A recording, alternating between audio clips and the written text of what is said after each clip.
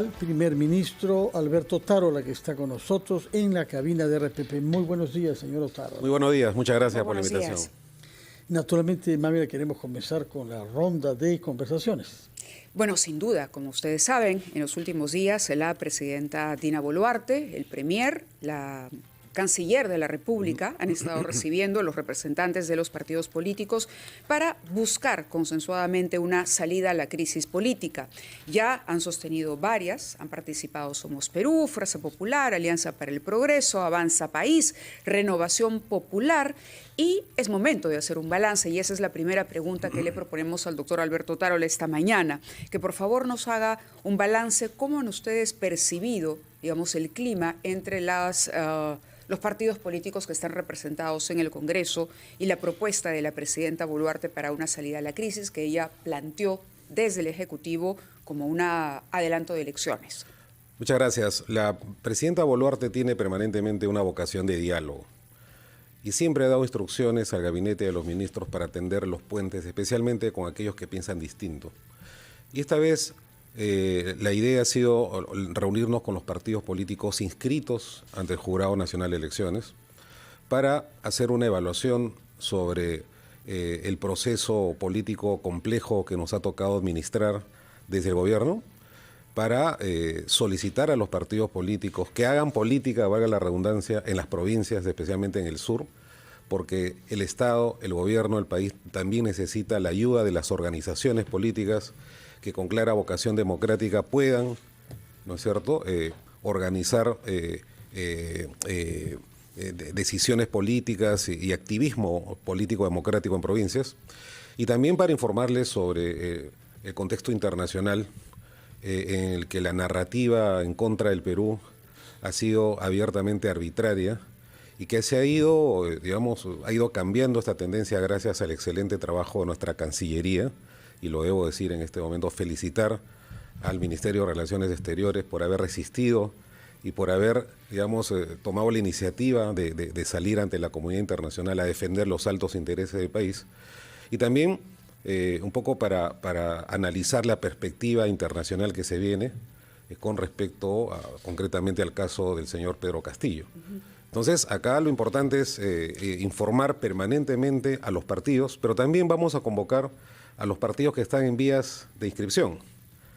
Alguno de ellos me refiero concretamente al APRA, un partido histórico que ha gobernado el país, que tiene mucho que decir sobre temas de gobernabilidad y experiencia en la conducción del gobierno.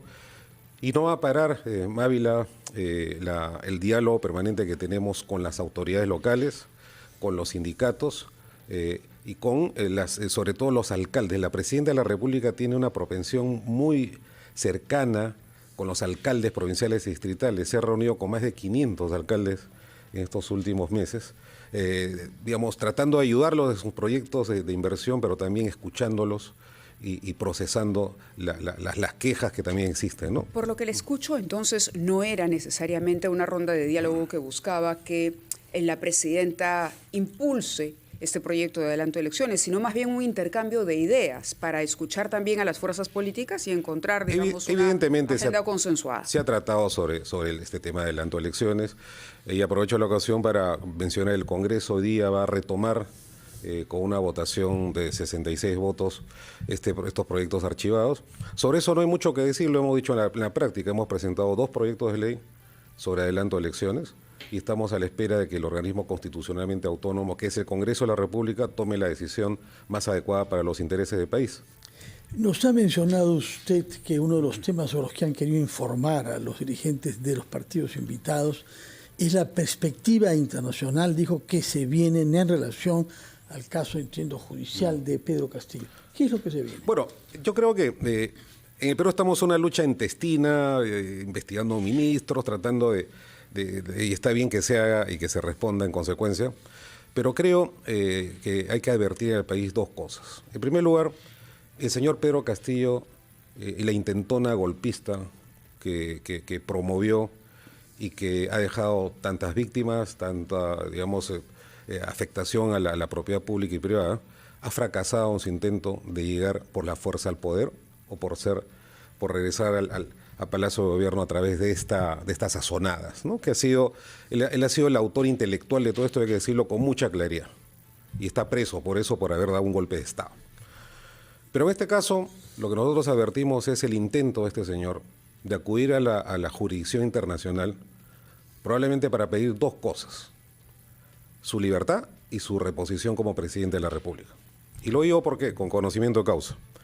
En la Comisión Interamericana de Derechos Humanos viene trabajando activamente un grupo de abogados de extrema izquierda que han defendido digamos, improntas en otros países y que han estado dando sus vueltas acá por Barbadillo y que pretenden enervar la decisión soberana del Perú de haber, digamos, conducido una sucesión constitucional y la legitimidad del gobierno de la presidenta Boluarte. Entonces, es altamente probable de que este señor presente una denuncia ante la Comisión Interamericana y una medida cautelar en ese sentido. Y es por eso que nosotros necesitamos urgentemente que dentro de la independencia y digamos, las competencias que tienen los órganos del Estado, especialmente en el Congreso de la República y en la Fiscalía de la Nación, se aceleren en la medida de lo posible y dentro de los cauces que da el debido proceso, los temas de corrupción, de acusación por corrupción que tiene este presidente, que son los que menos se pueden defender en la jurisdicción internacional. Porque lo que él va a plantear es un tema político, la defensa de sus derechos políticos y copiando una cautelar que ganó en su momento el expresidente Petro cuando era alcalde de Bogotá, va a pretender defender ante la Comisión Interamericana sus derechos políticos, cuestionar la prisión preventiva por el evidente golpe de Estado y el delito que cometió, y también cuestionar la sucesión constitucional. Entonces se nos va a abrir un escenario internacional. El Perú está preparado, la Cancillería está preparada, el Ministerio de Justicia está preparado y esperamos que los órganos del Estado también lo estén para defender la democracia en el Perú, en este caso ya ante la jurisdicción internacional. ¿Cuál es el temor que tiene el gobierno? Le hago esta pregunta porque, si bien es cierto, nos ha quedado claro a todos los peruanos, escuchamos a Pedro Castillo, quedó claro que ese día él intentó, el 7 de diciembre, él intentó disolver el Congreso, intervenir las instituciones, hubo un rechazo mayoritario con una votación también importante en el Parlamento para su destitución. ¿Por qué cree usted que intentaría con alguna posibilidad conseguir éxito en el exterior, en la Comisión Interamericana de Derechos Humanos? Yo no sé si, ojalá que no tenga posibilidad mínima de éxito, ¿no? Sería catastrófico que tengamos una resolución en ese sentido. Pero lo que sí quisiera advertir a las instituciones democráticas del país, que estamos ante este peligro, ¿no? de tener que litigar ante el sistema internacional de protección de los derechos humanos por un tema de supuesta afectación de derechos políticos y no por el tema de fondo. Este señor ha tenido serias acusaciones de corrupción en el país. Y nosotros que hemos, digamos, tomado la batuta, estamos administrando el Estado, hemos quedado horrorizados sobre la situación en la que hemos recibido el gobierno. Concretamente, la presidencia del Consejo de Ministros, en el programa de reconstrucción por cambios, por ejemplo, hemos encontrado 500 órdenes de servicios de personas que en su gran mayoría no trabajaban y con sueldos arbitrarios, y no servían para nada, porque estaban ahí cobrando, no sé si ellos o otras personas, indebidamente de las arcas del Estado. Pero lo que lleva a prisión a Pedro Castillo es el intento de golpe, sin duda, porque los casos de corrupción se estaban viendo ya. La Fiscalía había presentado una denuncia constitucional ante el Parlamento y en el Parlamento nunca se consiguió votos para vacar a Castillo. Sería recomendable, ¿no es cierto?, que se gestione un pedido de prisión preventiva o inicio de investigaciones por los temas de corrupción, que sería mucho más sólido para la defensa del Estado peruano ante esta eventualidad. Es lo que se debe ver hoy en el Congreso. Esperemos que se vea que va a haber eso. ¿no? Ahora, no quiero opinar más porque se nos va a acusar de que estamos interviniendo. Sí, lo entiendo. ¿No es cierto? Hay unos temas ahí legales, pero desde el punto de vista político esa es la percepción que tenemos y que ojalá llame la atención de los otros poderes públicos y de toda la población en el sentido de defender la sucesión democrática. Para no extendernos mucho en eso, claro, porque la defensa de Castillo lo que sostiene es que políticamente, digamos, la vacancia no obtuvo, esa vacancia express, como ellos la definen, no obtuvo los votos que se requería, que eran los 104, ¿correcto? Y cuando uno menciona los casos de corrupción, dicen, pero la vacancia no fue por los casos de corrupción. La resolución que destituye a Castillo lo hace por la intentona golpista. Entonces, ahí hay un problema que seguramente tendrá que dilucidarse, ¿no? Y entiendo que usted a lo que apunta es a que eso debe ser lo más rápido posible para que quede claro el mensaje. Respetando el debido proceso y el derecho de defensa, que son, digamos, derechos que están en la Constitución y que invoco que también se respeten, pero creo que hay que actuar en consecuencia con, digamos, esta posibilidad cierta que existe ante el sistema internacional. Por otra parte, usted ha acudido ayer a la Fiscalía para dar su punto de vista, dar su versión de los hechos que son motivo de una investigación preliminar bajo cargos de genocidio y de homicidio calificado, por las muertes que se han producido particularmente, pero no solo, en Ayacucho y Juliaca. Creo que ha estado 8 horas ahí, de manera que es bastante trabajo, en momentos en que tiene que ocuparse del diálogo o participar en él y preparar todas estas acciones del Estado. ¿Qué es lo que ha contestado usted a la Fiscalía? ¿Qué es lo que puede adelantar al país respecto a lo que sucedió? El número de muertos es muy elevado, hemos visto videos y testimonios que han inclinado a un sector importante de la opinión pública a concluir que hubo por lo menos negligencias. Mire, es una investigación reservada, poco puedo decir, pero sí quería yo mencionar 2 temas. El responsable político de toda esta zona, incluidos los fallecidos, creo yo, está en Barbadillo en este momento. O sea, hay que tratar de identificar bien el contexto, los actores y los hechos. En segundo lugar, los ministros en ese momento de Defensa, del Interior y de la Presidencia del Consejo de Ministros no tienen pues mando sobre los operativos militares ni policiales, y esto está claro en la legislación y la jurisprudencia. Y lo que siempre hemos pedido, y nosotros ayer con mucho gusto hemos acudido y hemos exigido que se acabe la diligencia, que nos hagan todas las preguntas que tenga que hacer, más de 80 preguntas por un equipo de fiscales.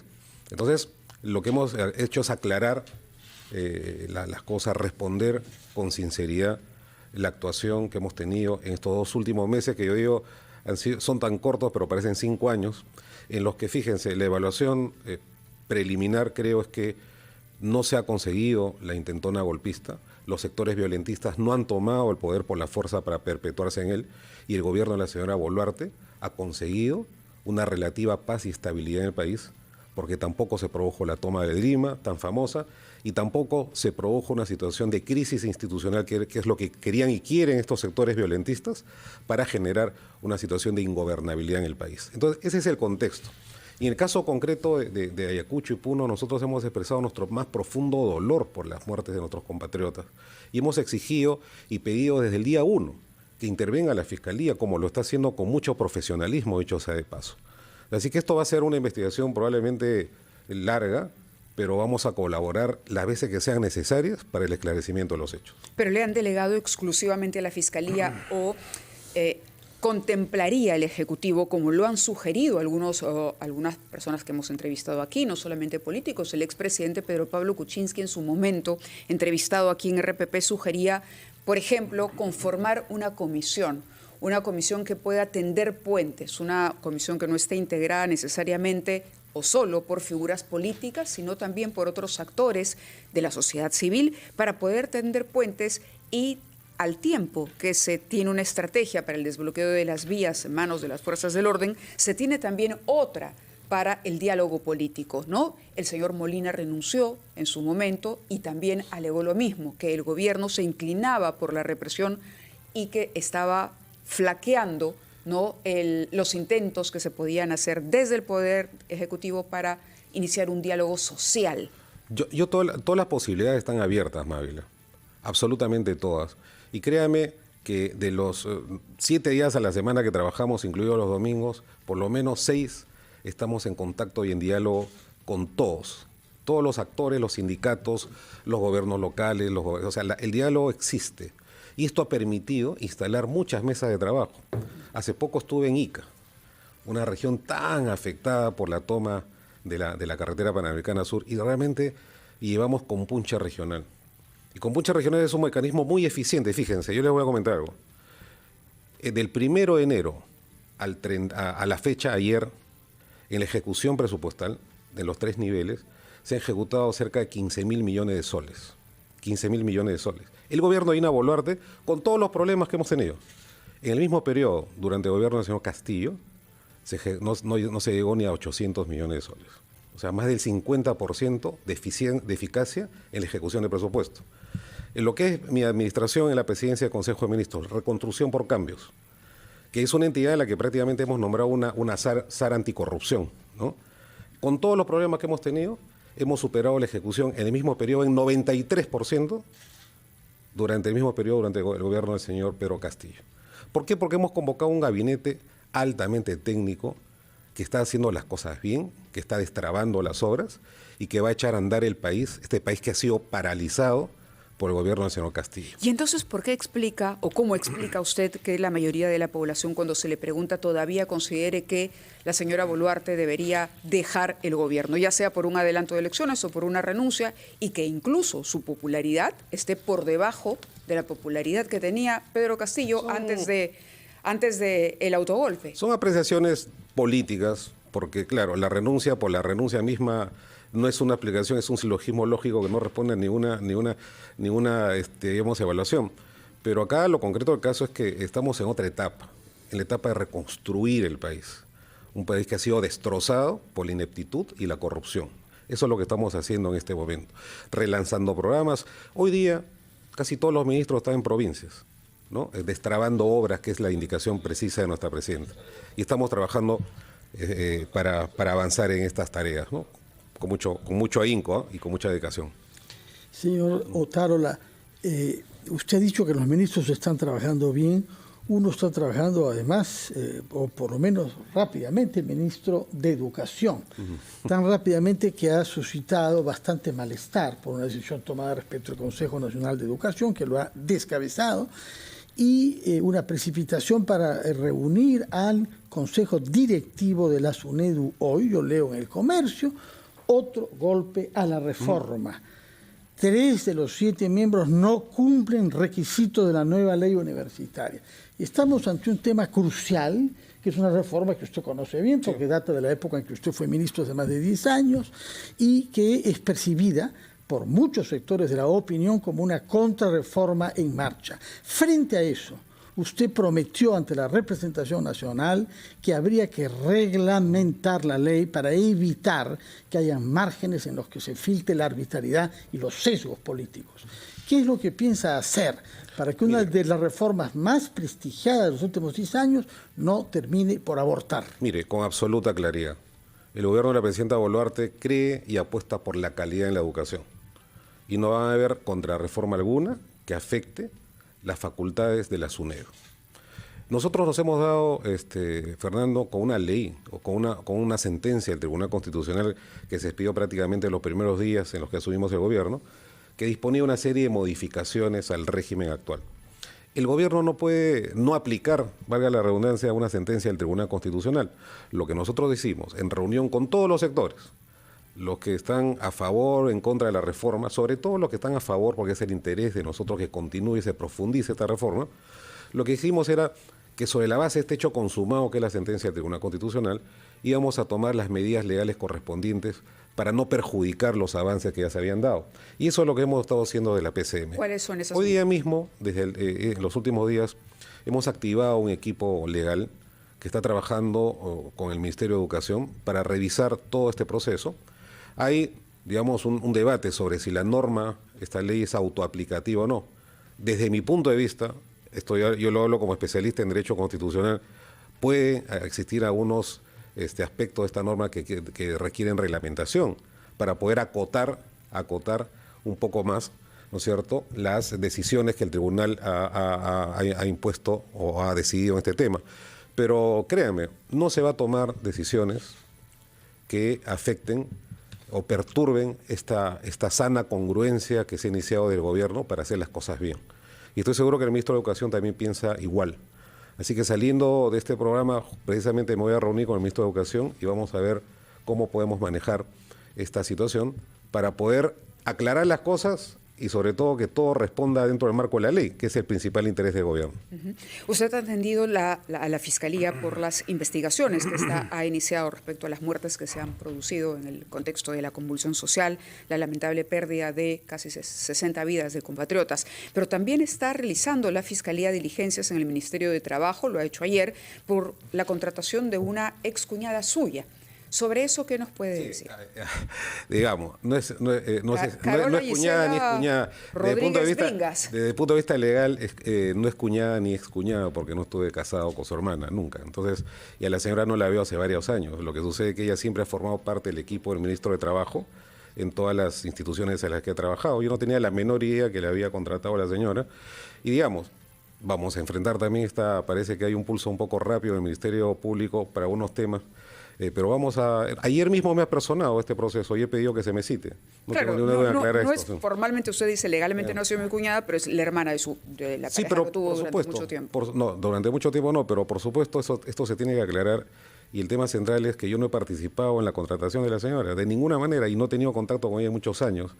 Y debo decir además, Mávila, que digamos hay un sector, un pequeño sector de algunos de la prensa, que como uno no es corrupto, ¿no?, manda gallinazos inclusive a los colegios menores de edad y hace llamadas a familiares tratando de insertarse en la vida privada de un ministro, y no tengo ningún problema en que lo hagan, ¿no?, pero que se respete la integridad y el interés superior del niño.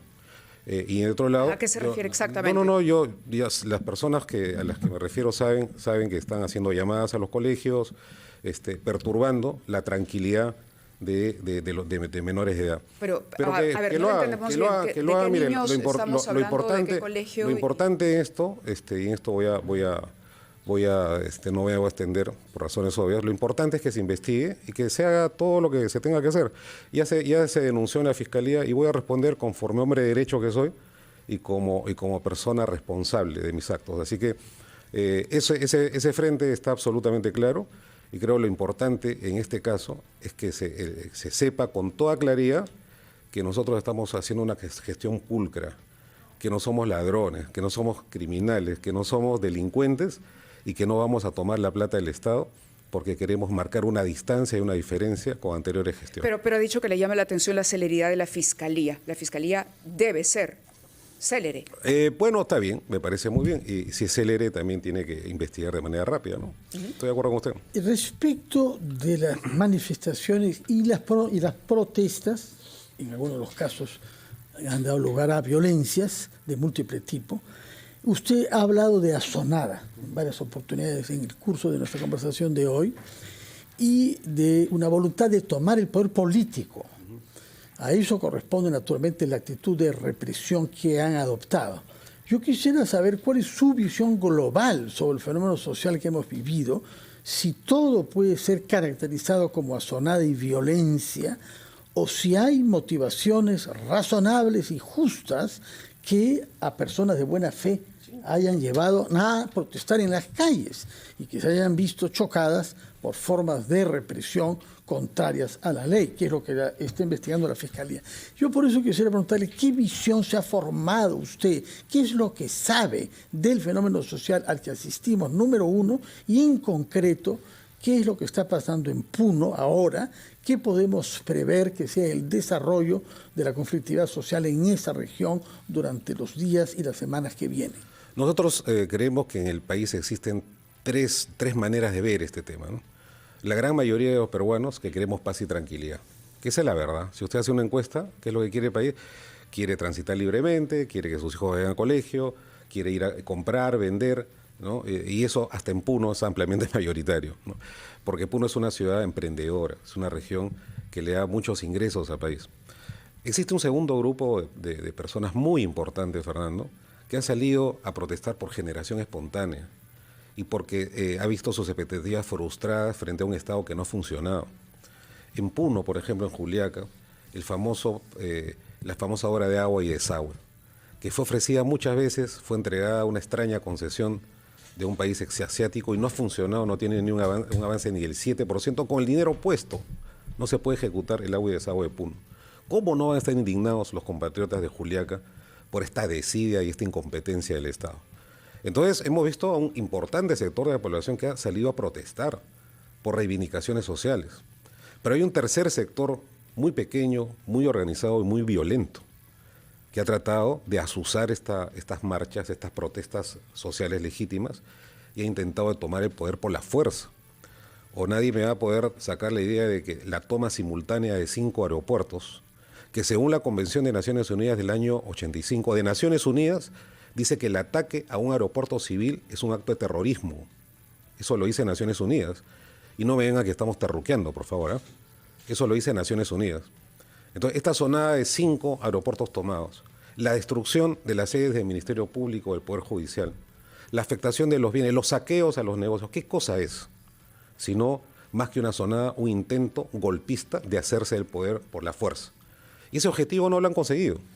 Y aparentemente ahora se va a ir al plano internacional, como lo dije al inicio de esta entrevista. Entonces, acá hay actores, escenarios y actores intelectuales que han propiciado esta ola violentista en el país.